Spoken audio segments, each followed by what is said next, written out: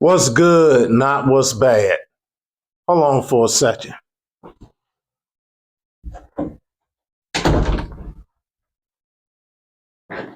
Had to hit this door to the office. I ain't want a lot of background noise in my ear. Oh man, last 2, 3 weeks been rough.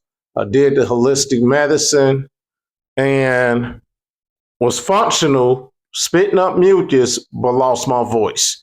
Sound like I did a performance at a large concert and left my voice on stage. That's how it was, but it is what it is with this virus going around. Let's get to the subject. High value men. I came to this subject from watching a movie last night. Not going to mention the name, not fully 100% sure how this strike fiasco mess works with mentioning names and all that mess. So I will tell you about what I seen what brought me to the subject, and you all figure it out once you turn on your TV and hit your main subscription that you get your packages from, delivered to your front doorstep. So the lady, the high value man was the husband, main character. His wife had an interview for a maid, and the maid she had just got out the joint for deletion off of domestic or something like that for the past 10 years and was on papers for the next 5. So, she put on her glasses, a good girl glasses and everything, boom, boom, boom.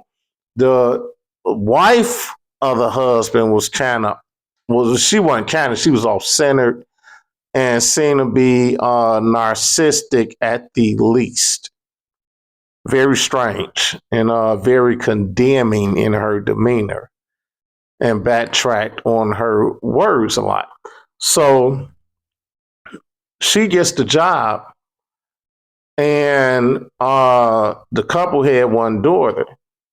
So fast forward, because I'm not going to do a spoiler alert.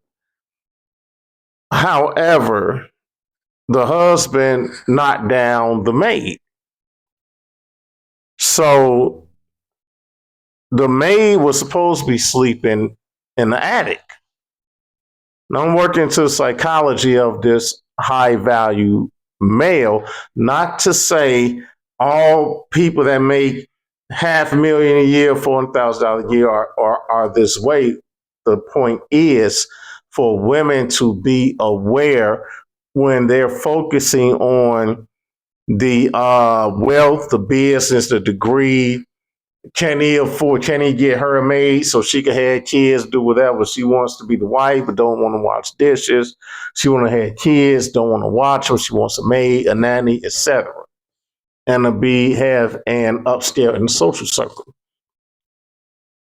The man, he inherited his business from his father. So he had, generational wealth and business, sis.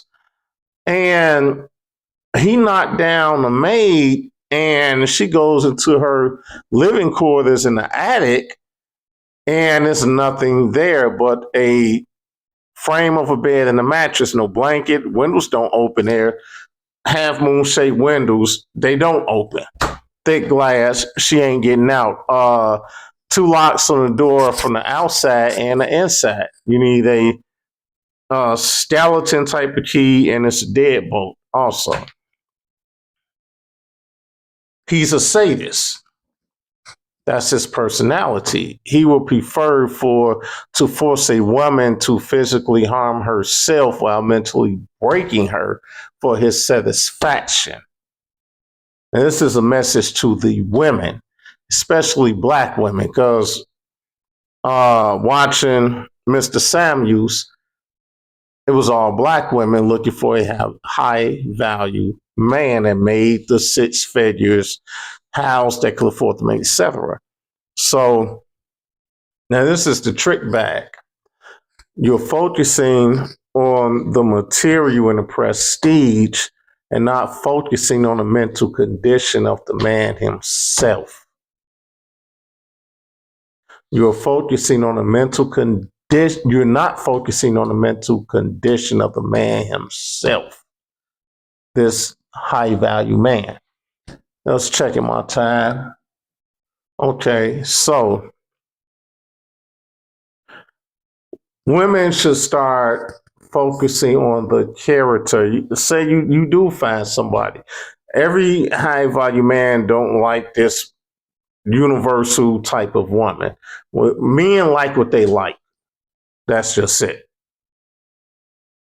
Nothing you can do about it. However you look, men like what they like. Point blank, period. You don't need all the razzle dazzle. No, men like what the F they like.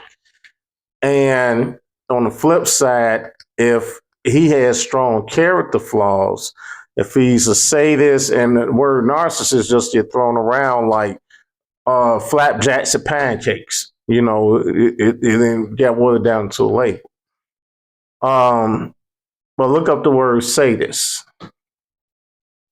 Some of these guys have mental issues and personality flaws that are so deep. If they can get the right woman to break their mental will, that is not the man or the social circle you want to be embedded in.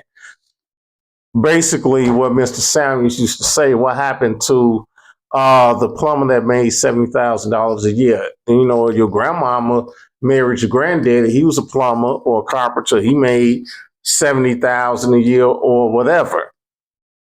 What happened to that? Those guys basically were not sadistic in nature towards women. Guys, men, we get along, we get into it, we check each other, whatever. But typically, when you have a man that wants a woman to physically carve objects or carve letters into her body, or else, or you want to get out this room, you want to do that, he has full and total control over such woman. And she put herself in a position where she will harm herself physically, brand herself, scar herself just to please him. That is the message. And I'm keeping this short, preferably under 10 minutes. Now, when you all find the movie, add a sadist to the high value man and think, what does a sadist want? How does he operate? That should be an eye opener right there in itself. That's it. I'm done. Conscious Thought 101. You all have a wonderful evening and a wonderful rest of your week, because my brain is going faster than the words coming out of my mouth. And just keep that in mind, to be cautious of a man coming from prestige that you want to marry because of his status, and he accepts you as a contender. Now it's make or break time after that. Just keep that in mind. Conscious Thought 101. Peace.